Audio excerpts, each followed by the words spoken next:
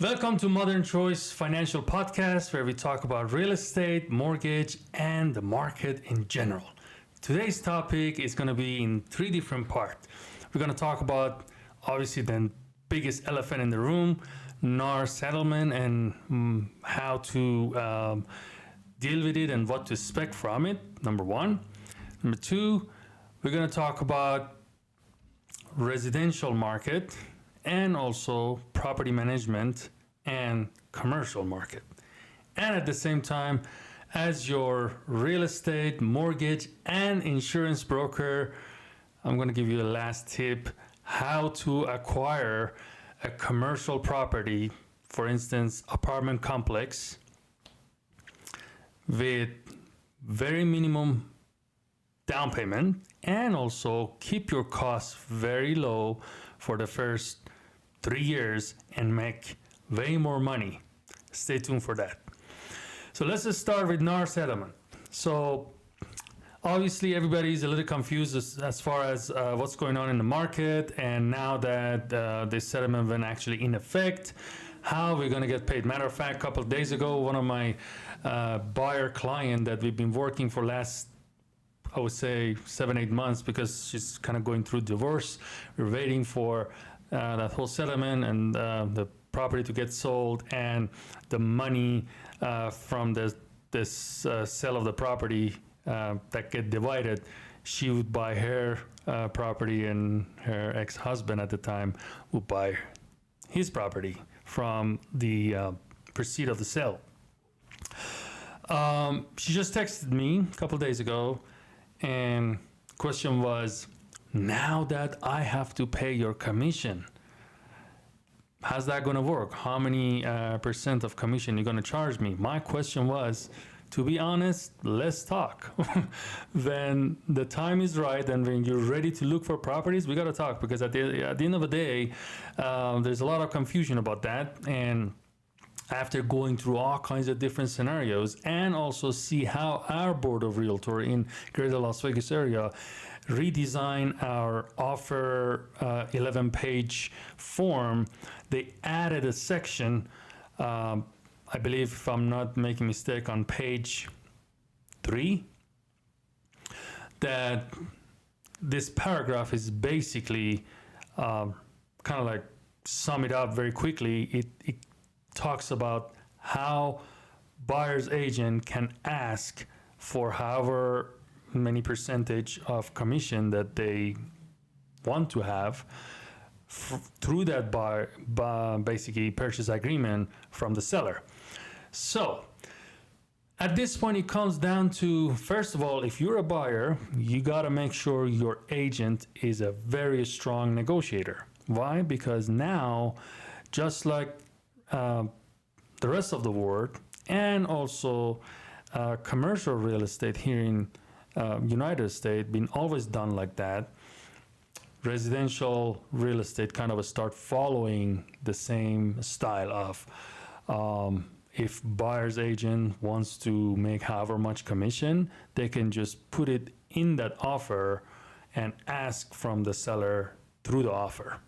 So right now, put it this way, if we're going to submit an offer for our dear client, I'm going to say, let's say I need 2% or 3% or 2.5%, whatever I feel like this will be a fair deal for the seller, and also for the amount of work that we're putting in. And then the seller has the right to say yes, no, or negotiate on that. But the point is, I don't know how other people out there are going to structure it, but in my platform, because we do the mortgage, real estate, and also we do the insurance for our clients, all at our office, we have an option to basically work it out a little bit better. How it works is, obviously, previously, agents were showing properties to buyers without having buyer-broker agreement. But now they have to have, it's a law, they have to have buyer-broker agreement, even if it's for 1 day, to show properties. Like, if not, they're violating the real estate law. So now, when we're creating that buyer broker agreement, there's a section for our commission. We're going to say, hey, Mr. or Mrs. Buyer, I work for, let's say, 2%, 3%, whatever it might be, right? 2.5% commission. My intention is to get that commission from the seller, and 99.9% of time, we will get that commission from the seller.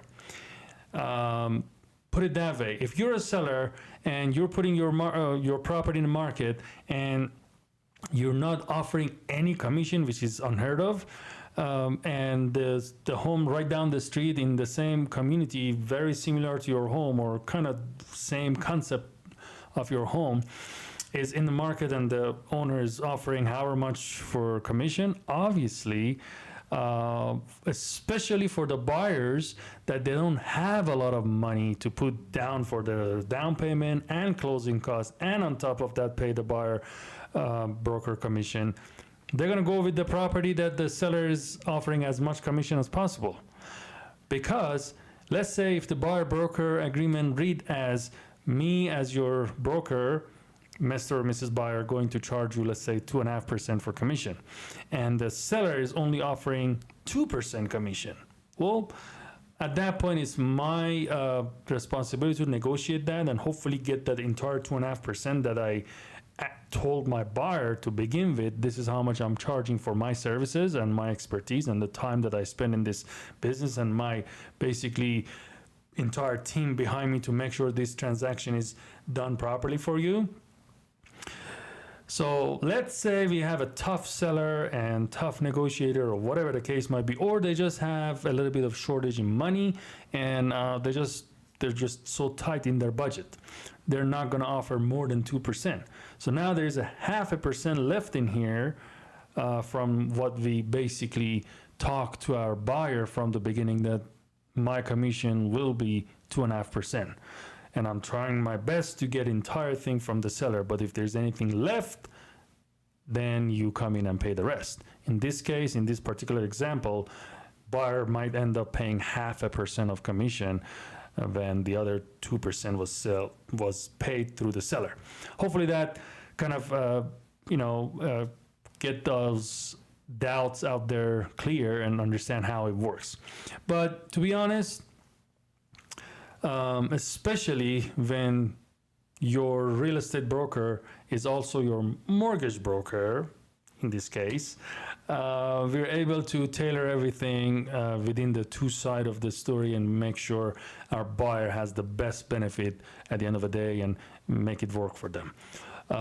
At the same time, how you're able to negotiate that with the seller and seller's agent is huge. Like, you need to be able to kind of bring your value. And let's say if I have a fully underwritten loan that it's almost like guaranteed to close, when I'm sending the offer and I tell the listing agent that, hey, beside being a real estate broker in this transaction, I'm also a mortgage broker, and this loan is already underwritten, everything is good to go, we're almost as good as cash. And they know that I'm not going to put someone in a car or spend 2-3 days showing people's property when I'm not sure even their loan is gonna go through or not, unless they have cash, right? So my pitch when I'm talking to listing agent is completely geared towards that, right? So now what we're talking about is you as a buyer, you gotta make sure whoever you choose, I'm not saying choose me, but whoever you choose as a buyer's agent in your end need to be very strong agent and very strong negotiator. Second part to this is, obviously you guys need to know how the loan is structured and how you're going to survive in this market and how you're going to get the property with as much benefit to you. Stay tuned for the second part. Give me a quick second, okay?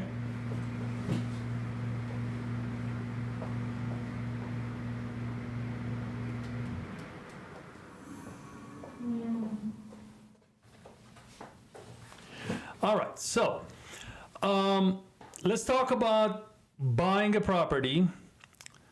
Let's say as an real estate investor, whether you want to buy it in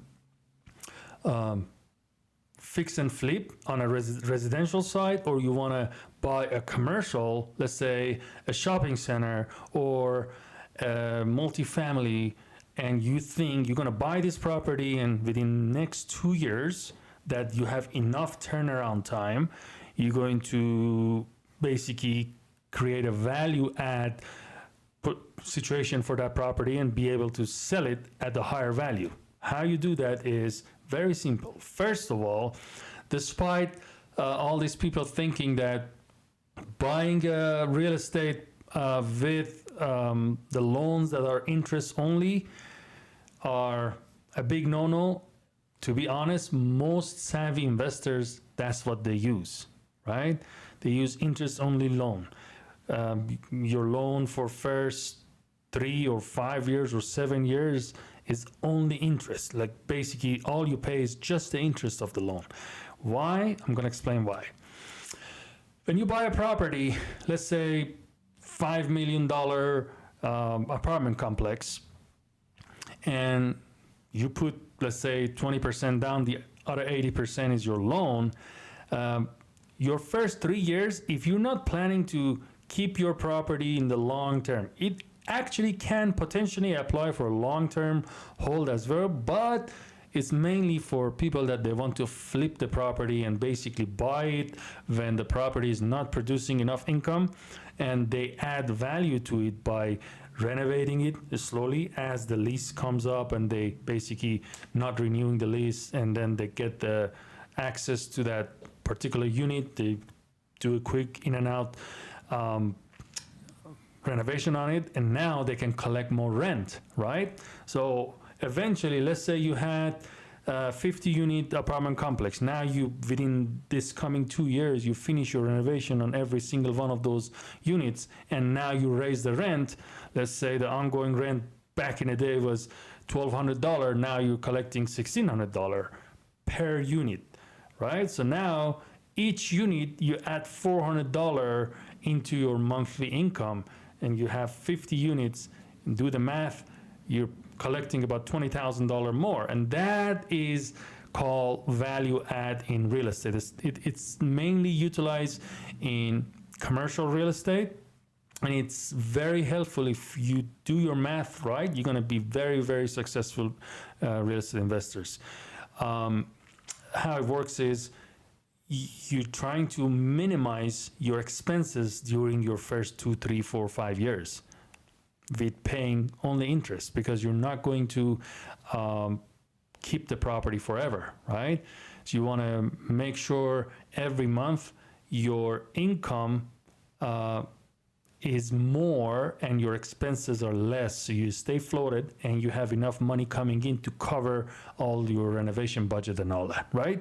So once you've finished your entire renovation, now you have a property that generates $20,000 more income per month. That's $240,000 income per year.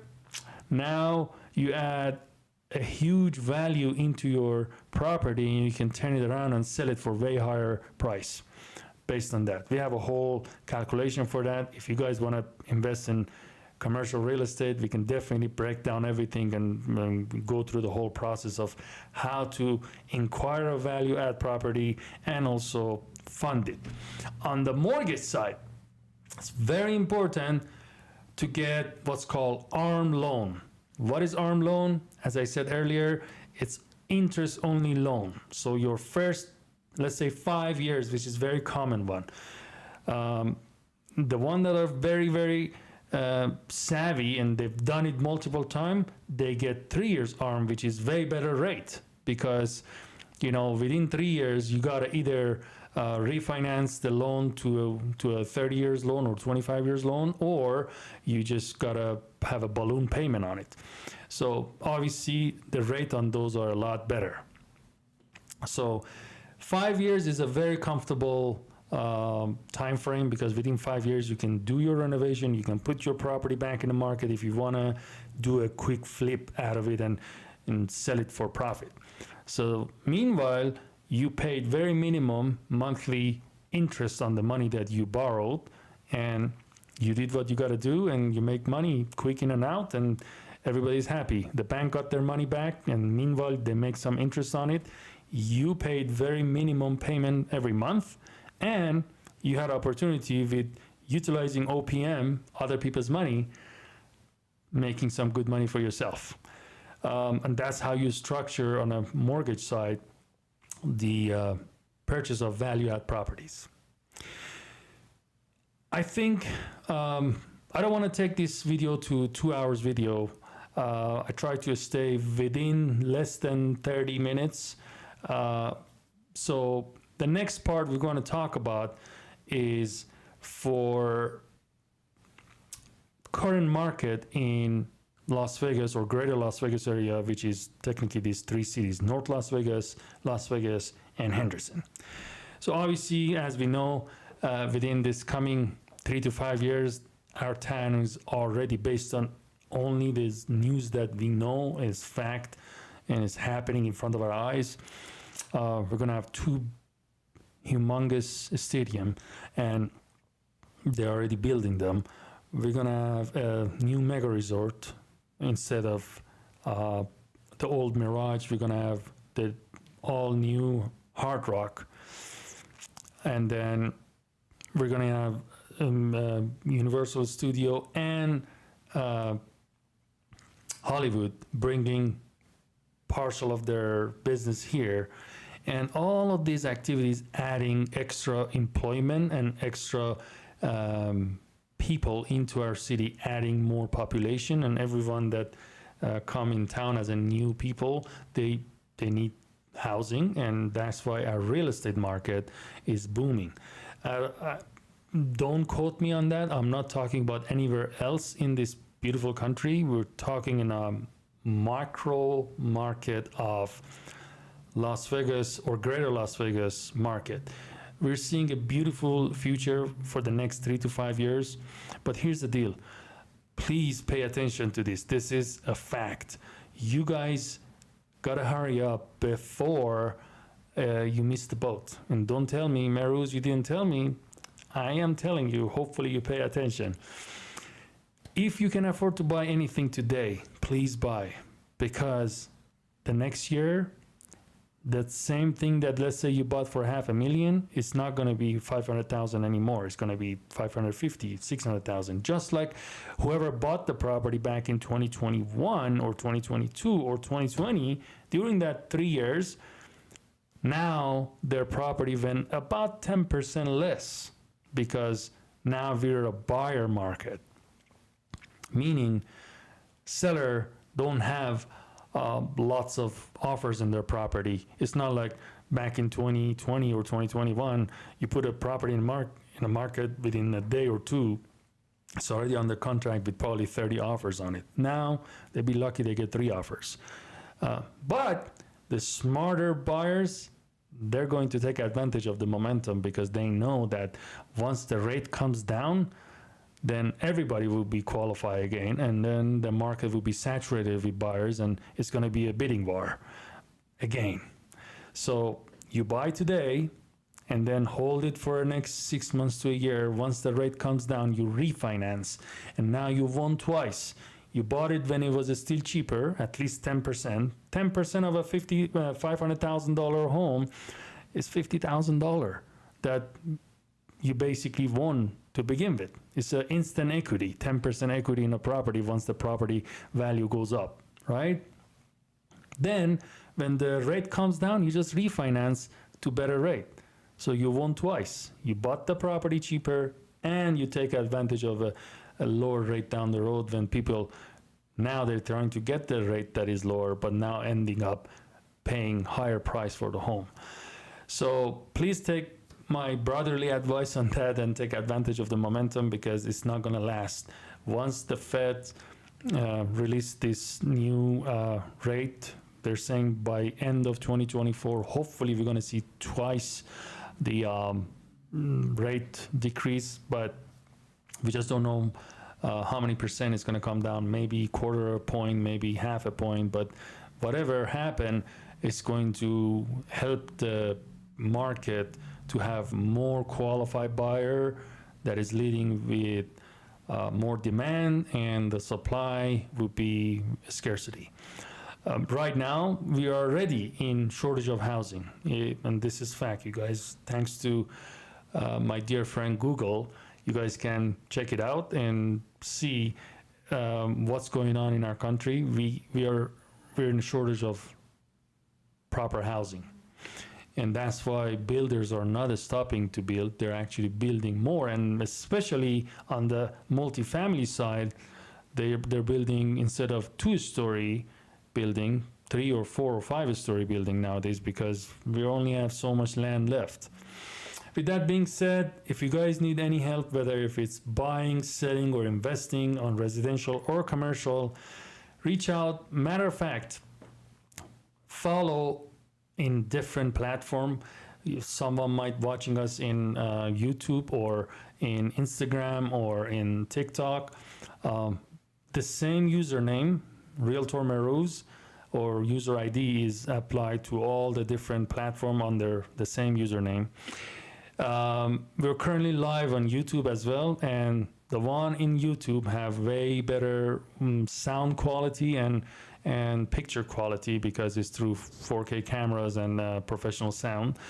If you guys missed that, you can always go back to my YouTube channel. They're the same under Realtor Mehrooz, and we have a playlist for Modern Choice Financial Podcasts, which you can see all those previous episodes. We have a lot of great materials for you guys to check out and educate yourself. It's all free.